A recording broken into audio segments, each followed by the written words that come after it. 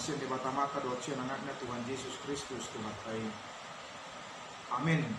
Selamat pagi dan selamat tahun baru buat kita semua. Bapak Ibu, orang muda yang dikasihi oleh Tuhan Yesus Kristus, firman Tuhan yang menyapa kita di hari ketiga ketika kita memasuki tahun yang baru, dari tanggal 3 Januari 2024. Tertulis dari Yeremia pasal 31 ayat 20. Demikian bunyi firman Tuhan buat kita. Da anak kasihan si Efraim diau, da anak asoloan, ay manang piga halipe ataku dopak ibana, say marningot do piau di ibana. Alani i malala do ate-ateku tarigot di ibana. Ikon marpangulahi rohaku mida ibana ninna jahuba.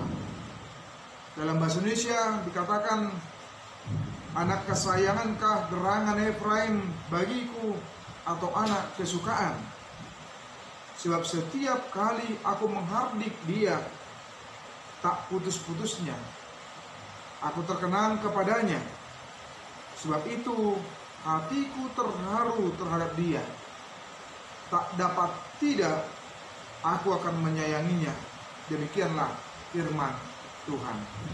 Saudara-saudari, Bapak Ibu jemaat yang dikasihi oleh Tuhan Yesus Kristus, siapakah dari antara kita sebagai orang tua yang tidak pernah menghardik atau mengingatkan, bahkan memberikan ganjaran atau hukuman terhadap anaknya?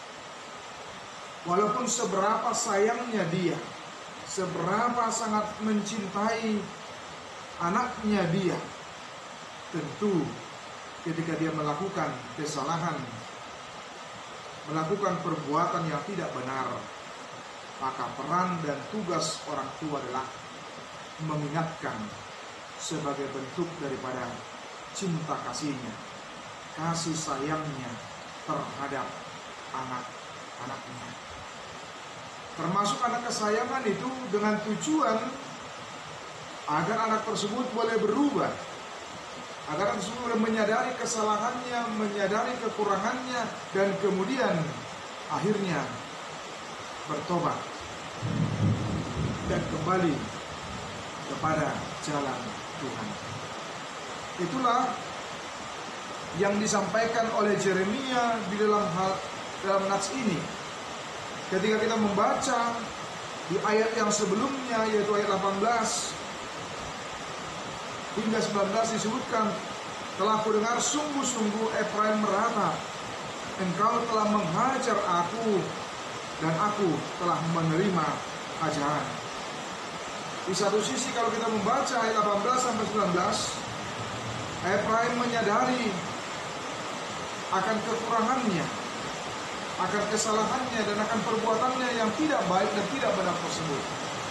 Dan di sisi lain di ayat 20 ini digambarkan bahwa Allah sangat menyayangi umatnya, dan meskipun dia menghukumnya karena kesalahan dan kekurangannya, tetapi dia selalu mengenang dan mengingatnya.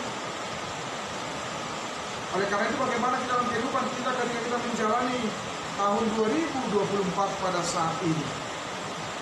Akankah kita betul-betul menunjukkan jati diri kita sebagai anak kesayangan Allah di dalam kehidupan kita, tetapi dengan catatan menunjukkan ketaatan, ketundukan kita kepada Dia? Bukan berarti bahwa hidup kita menjadi sembrono, hidup kita menjadi sesukan hati kita, hidup kita bebas melakukan dosa, perbuatan, dan tindakan yang tidak benar.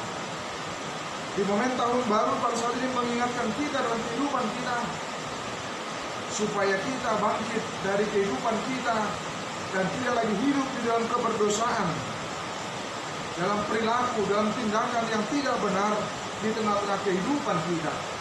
Karena kita mengingat kasih setia Allah dalam kehidupan kita, dan kita mengingat diri kita sebagai anak yang dikasihinya. Sebagai anak yang dikasihinya, tentulah Allah menginginkan kita boleh taat, boleh tunduk, boleh setia, terlebih ketika kita menjalani tahun yang baru yang dianugerahkan oleh Tuhan di tengah-tengah kehidupan kita. Jangan lagi pernah mengatakan bahwa Allah tidak sayang kepada kita, tidak cinta kepada kita, tidak peduli kepada kita oleh karena berbagai pergumulan dalam kehidupan kita. Lihatlah siapakah dari antara kita yang berani mengatakan bahwa dia bisa sampai tahun 2024 itu karena kekuatan, karena kemampuan, dan karena dari dirinya sendiri. Padahal mulai dari 1 Januari 2023 sampai dengan 31 Desember hidupnya juga tidak luput dari berbagai pergumulan, dari berbagai persoalan, dari berbagai masalah dalam kehidupannya. Biarlah tahun 2024 ini kita menunjukkan jati diri kita sebagai anak Tuhan, sebagai anak-anak Allah yang sesungguhnya, dengan menunjukkan ketaatan kita, ketundukan kita kepada Dia di dalam kehidupan kita sebagai orang yang percaya. Selamat menjalani tahun 2024. Mari tunjukkan diri kita sebagai anak yang dikasihi oleh Tuhan sepanjang tahun ini. Tuhan Yesus memberkati kita semua. Amin. Kasih karunia dari Tuhan Yesus Kristus serta kasih setia Allah Bapa dan persekutuan Roh Kudus memberkati dan menyertai kamu sekalian hari ini, esok, dan sampai selama-lamanya. Amin.